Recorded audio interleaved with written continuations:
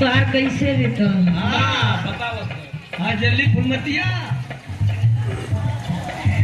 कहे कहे की सखी कहती है का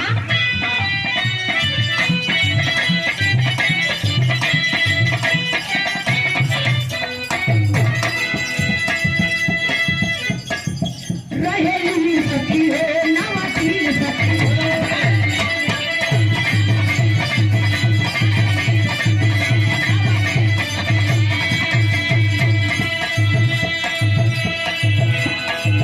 मैं के नमावा जपे लगी नवीन सखी हो।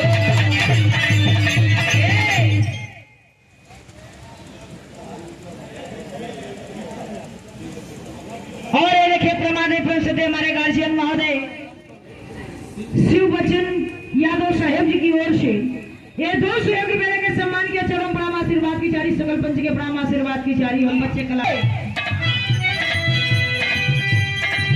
रहेली सखी हो नवातीन सखी हो।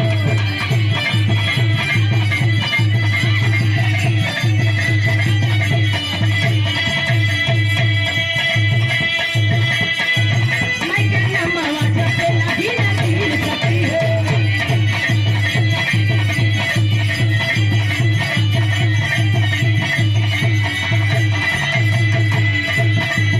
रहेली सखी हो नवातीन सखी हो।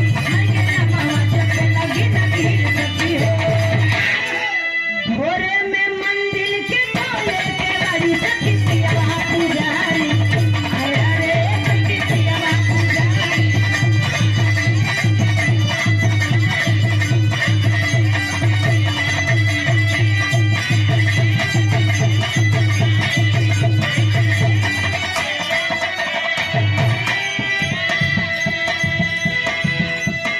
दूसर की सखी कहाँ से है सखी? पहाड़ पर देवी का पुजारी है लेकिन हमारे सोना का नहीं। पहाड़ पर देवी का पुजारी लेकिन हमारे सोना हमारा के बड़ा मानेला ये कहे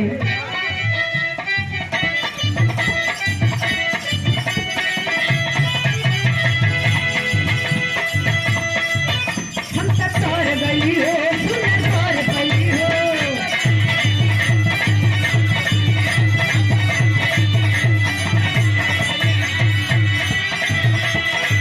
कहे हमें भी तोड़ गई हमार सुपर सुपर जोड़ी है। भगवान करे कि केहू को नजर ना लगे। हाँ टक्कर खा के जा लगा रहे का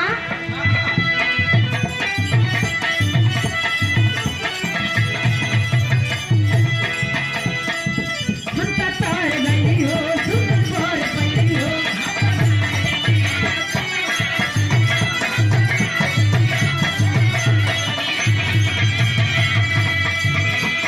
अपने रोजाई के पानी सवार गई हो।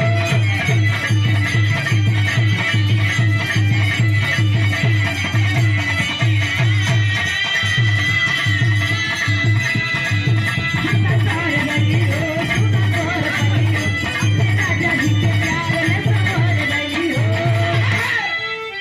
ये खुशी रहे लगा वाले सखी पिया दुलारे आय हरे सखी पिया दुलारे आय हरे का भाई हो हाँ नहीं जाके आओ यार सब कैसे हुई बस अरे तू आप रे बाप आज ना हो पाई आज ना हो पाई जाओ रहा हाँ हो सरबत इनका नहीं चुनारे में हुई है ना सबका देखा आप लोग रोजे देखो तो ये यूट्यूब फेसबुक पे लेकिन हम डांस ना करेला बस हाँ डांस कर कौन सी हो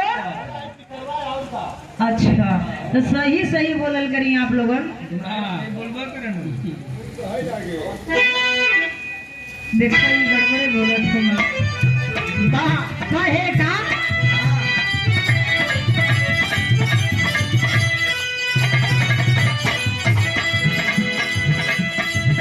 हम का तोड़ रही हो सुना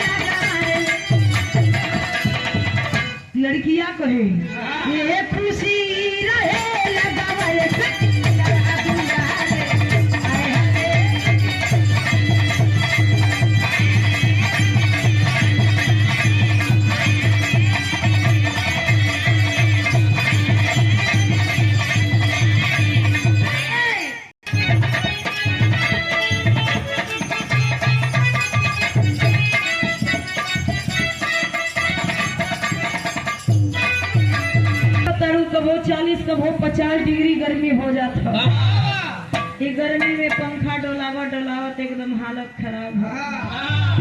मरद ऐसा मिलल है ना कि हमार तो कर में फूट गए। कहे का हो कुछ घरवा में व्यवस्था कर दो यार। मरद से कहले का